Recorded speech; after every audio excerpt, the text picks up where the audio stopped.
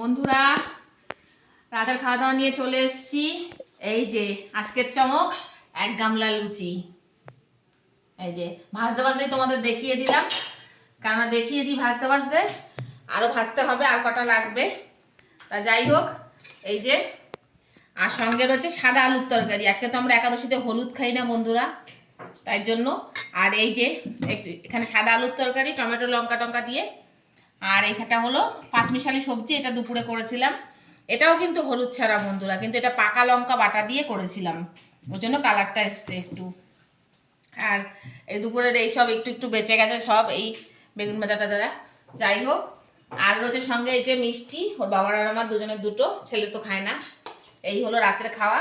লুচি আলুর তরকারি পুরো জমে যাবে আজকে একাদশীতে। আর কি খাবো এটাই ভাবলাম, এর রাতে ইচ্ছা হচ্ছে লুচি খাবার। এর তো তেলে ভাজা করলেই হলো, খুব ভালো লাগে। যাই হোক, আর কিছু খাওয়ারও নেই সেরকম, আর পরোটা করা যেত। বলছে না, লুচি খাবো। ঠিক আছে, আলু তরকারি শুনেছে, বলছে তাহলে লুচি করো। যাই হোক, এই হলো কথা। তা আমরা খাওয়া দাওয়া করি, আলু তরকারি দিয়ে লুচি জমিয়ে, আর এই তরকারিও রয়েছে সঙ্গে।